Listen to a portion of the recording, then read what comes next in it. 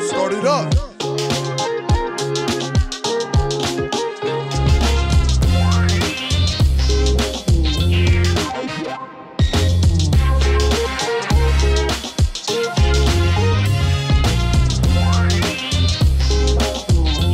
This is lit.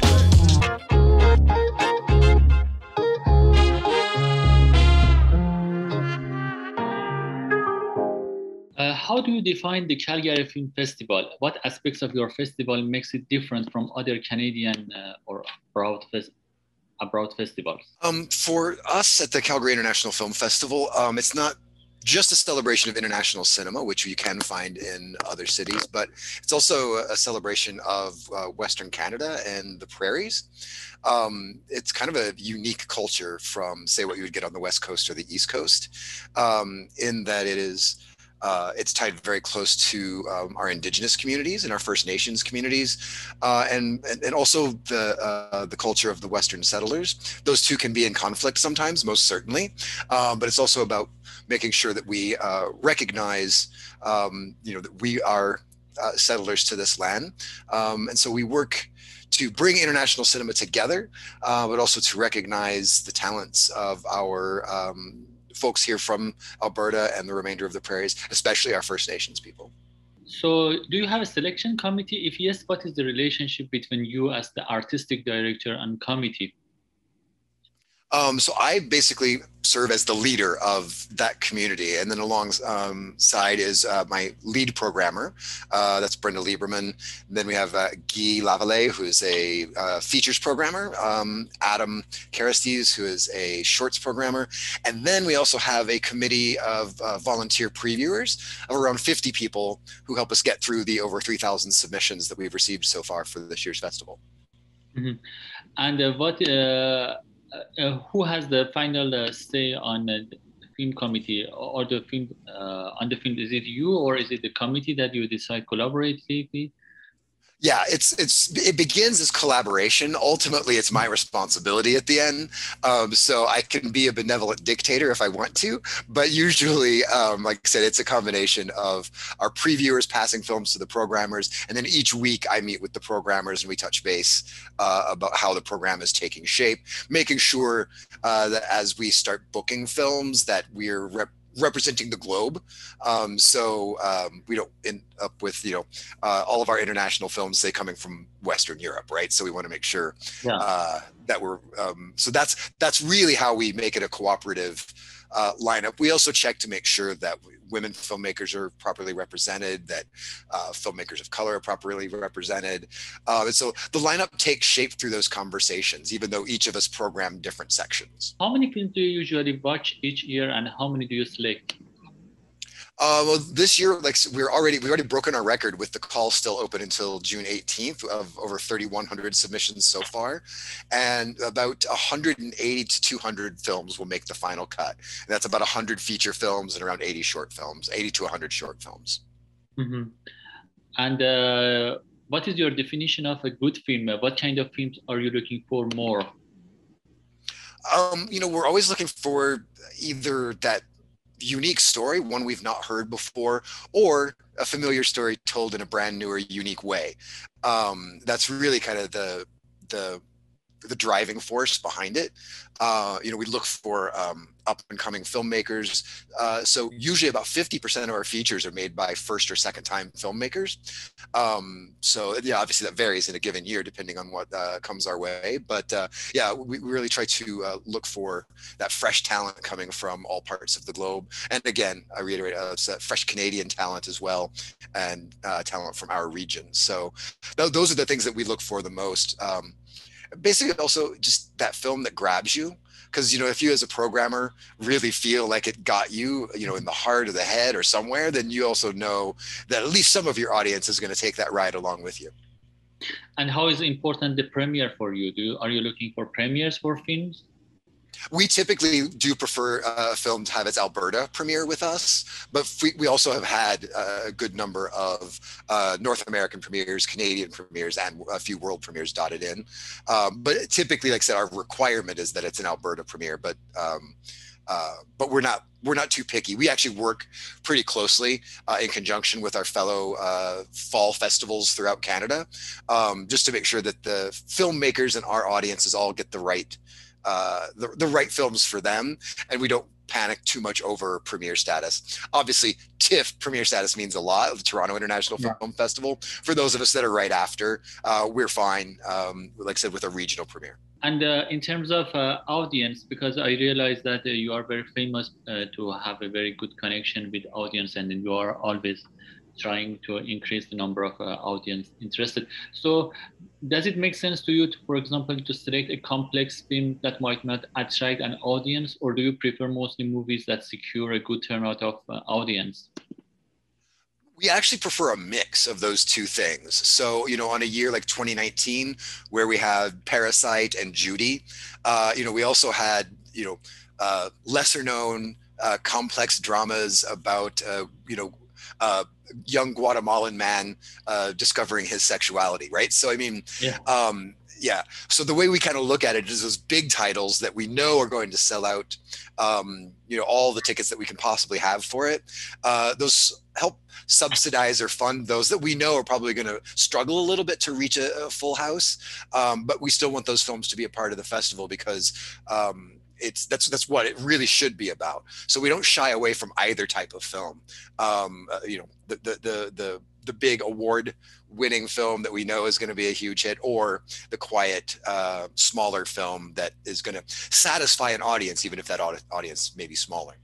But is it any pressure from your sponsor or stuff like this that to have a full theaters? Does it create any kind of pressure?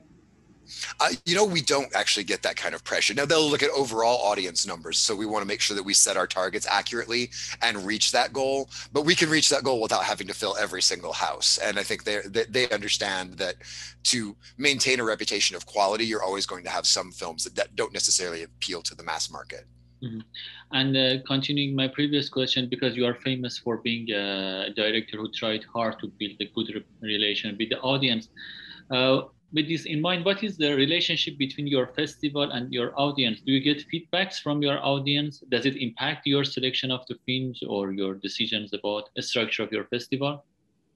Well, each year we do look at the how the audience rates the films as they come back, and we know not to say overdo experimental cinema, because it's a much smaller niche audience. So we get to know. This is my third year, so I'm really learning to know this audience. I spent 10 years in Nashville and got to know that audience very, very well. And I'll continue to grow in learning exactly what this audience seeks. But my programmers have been around for a while, and they do know with the areas that they program what our audience is like. And the result is usually highly satisfactory scores. Last year, out of a 5-point scale, our average the average score when you put all of them together came out to about a 4.25. So again, largely a satisfied audience, even if some of those range from almost a perfect 5 down to say a 3. But yeah, there's very few times that we had a stinker that just did not go over with the audience at all. So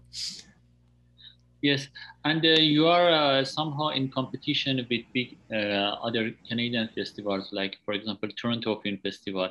How is the impact of those competition on your events? Well, how do you try to market yourself to be different?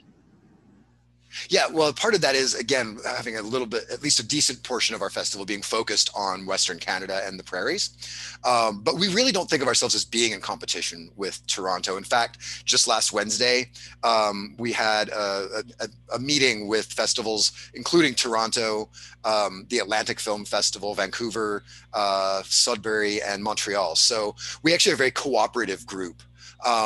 We'll let each other know what we may be angling for, or if I get a film that we do think would maybe be of interest to our friends in Vancouver, we may let them know and they'll let us know, vice versa. So it's actually a pretty cooperative agreement. Again, we all accept that TIFF's going to have the big world premieres and the big North American premieres.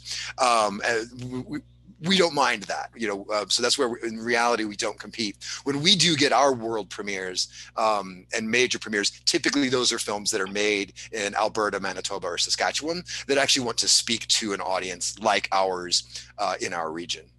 And what is the relationship with Edmonton Film Festival? Is it because you were both, I think, looking for the premiere in Alberta, yes?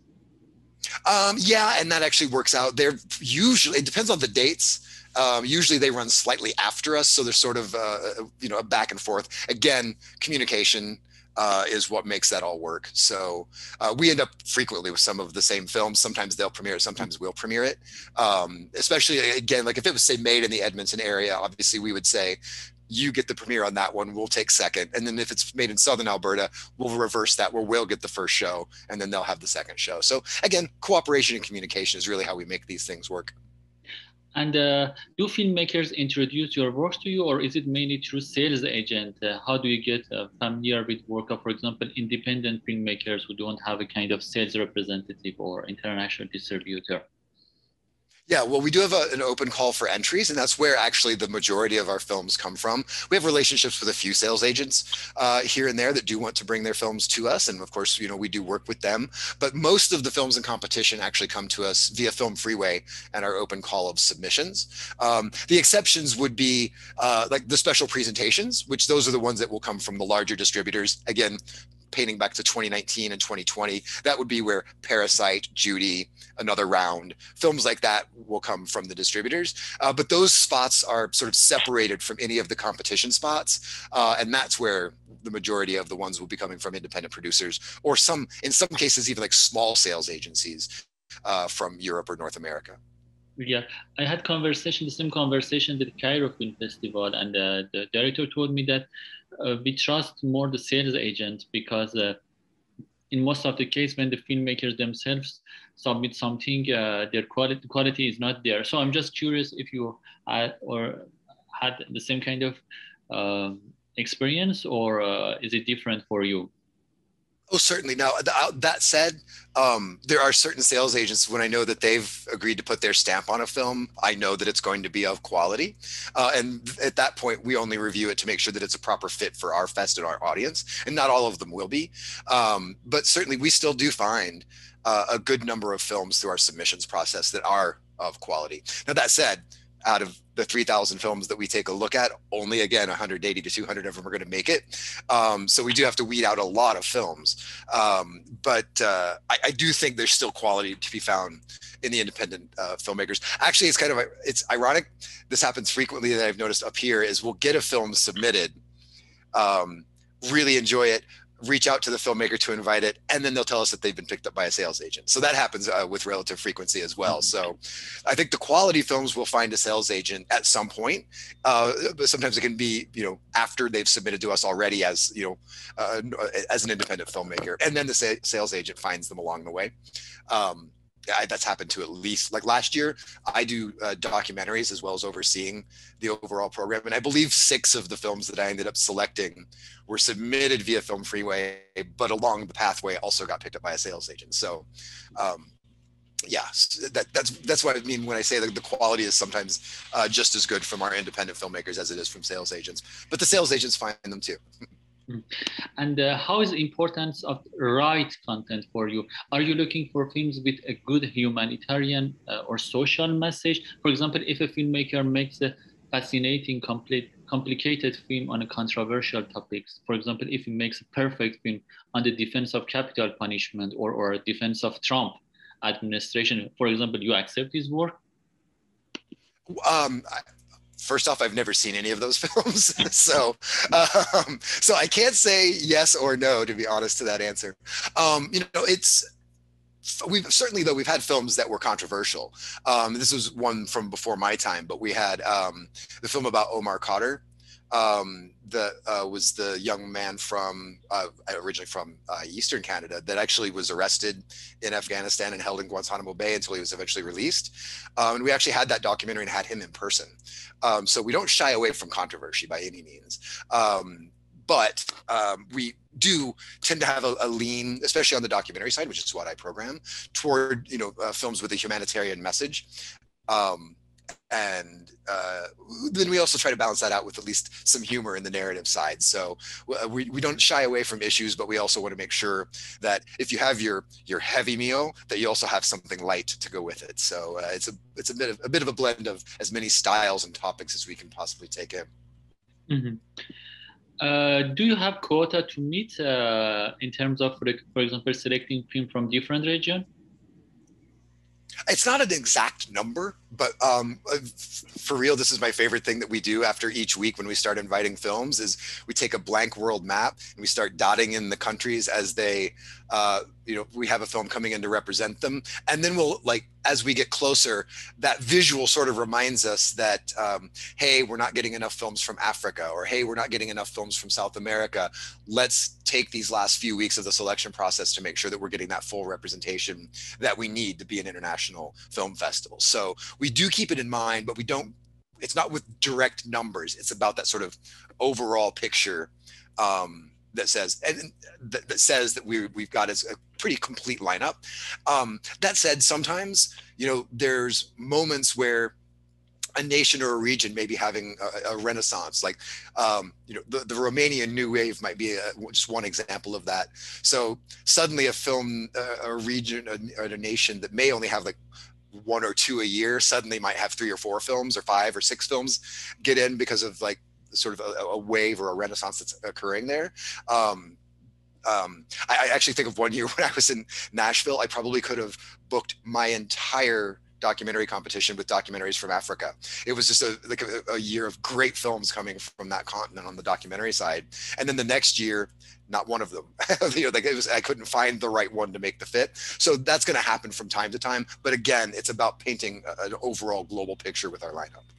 And is there any kind of festivals that you're following closely, for example, that you feel that their selections could fit very well with your program? Well, we always look at and see what's happening around the globe, from Sundance in January, all the way to nabbing maybe 1 or 2 titles at the very right before our festival that are hot off of TIFF, Toronto.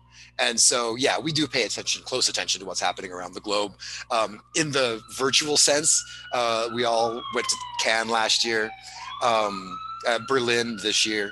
And so, yeah, we, as a regional festival, part of our responsibility is to bring those big hits from those festivals. If they're still playing the circuit, that's part of our job, is to bring those here for our audience. That's how we do the traveling or the virtual traveling, so our audience doesn't have to. Oh, okay. And you mentioned a little bit, but do you have a specific gender or diversity policies? Yes, actually, it's always evolving, and we're actually going through another underwrite for what we call IDEA, which is our inclusivity, diversity, equity, and accessibility plan. It is literally being drafted now. We hope to launch it in the next few weeks. But we use that framework for something that I like to call radical inclusivity. We want to make sure that our filmmakers, again, represent women, people of color, and films coming from every continent around the globe. And then even further, we want to make sure that our audience is also representative of our city. We've got a very diverse city. Film festivals tend to attract white folks a little bit more, and we want to break down that trend and make sure that everyone in our community knows that they're welcome. And in some cases, that's by making sure that our price points are accurate, and also working with community organizations to make sure that we can get free tickets out to make sure that finances aren't a barrier to attending our festival. So those policies keep evolving, and we keep always trying to do better. But it is something that we keep front of mind at all times. It's not something that sits in the background. It's in our foreground. It's how we look at our lineup and how we look at what we want our audience to look like. And how is important that policy, for example, if you have a good number of films that which are not, for example, from women filmmakers, and you have to make choice, will you, for example, go to the women filmmakers because of achieving that goal, even if that means that sacrificing the quality? Well, I think if you asked that question maybe 5, 6 years ago, there may have been that argument that to get the representation, you might have to sacrifice quality a little bit, only in the sense that women weren't having the same access to the camera frequently that men were. I think now we're moving in the right direction. I actually just did a pass myself with the films that I've started to book. And I was booking the films not with that in mind. First, the first, it's quality. These are the films, the first 18 films that really, I said, I've got to have these in my festival. Then I went back and looked analytically. And for my set of films, 58% are directed by women, 45% are directed by people of color, and fully a third of those are women of color. And so again, it's not about sacrificing the quality, because these are the first 18 films that really got my juices flowing, made me excited. I know I had to share them with the audience. Turns out it's a majority of the filmmakers are women. So, I will keep those trends in mind as we keep building the lineup, but that was exciting to see. And I think more and more we're going to reach gender parity without remotely having to look at sacrificing quality in any way, shape, or form. And what is the importance of authorship for you in terms of selection? If you have to choose a good film from a well-known filmmaker and an excellent movie from a non-well-known filmmaker, which do you prefer? In reality, the nice part is the way our structure is set up. It's rare that, say, Adam Agoyan would be considered against a young filmmaker because we create our sections so that if we like a new Adam Agoyan film and put it in the festival, it's not going to knock an independent newcomer out of the race. So, so I guess my answer, and I'm being very diplomatic, both is like, yeah. I would want both of them to be in the festival if I think that they're both of equal quality. Yeah, and my last question: what kind of festival do you think you can have this year? Will it be kind of physical or hybrid? Do you have any idea right now? We're leaning toward hybrid, but you picked a very interesting day to host this interview because our movie theaters just reopened today. So yeah, they reopened to 33% capacity. By September, the goal is actually to have our theaters back up to 100% capacity. That said, we've got a survey going out today to our audience members who have attended in the past, and we're going to gauge their comfort level. Just because the government says we can fit 450 people into a movie theater, there might not be enough people that are comfortable with being in a movie theater with 450 people in it come September. So we're gauging that. We do expect to have a hybrid event where some of the films will be presented in the virtual space, but we hope to have every film getting at least one in cinema screening this year. So it'll still be smaller than, say, where we were in 2019, but we fully look to be back in the game. We just don't know exactly what those capacities will be, but we do plan on being back in theaters, and I, for one, cannot wait. In fact, I've already bought tickets for a movie on Saturday, so. Yeah, it was nice talking to you. I don't know if you have anything that you want to add to our discussion that you feel that might be interesting for the audience. No, I think actually your questions covered the things that I wanted to get out. So yeah, I think that was a very good interview. I appreciate it.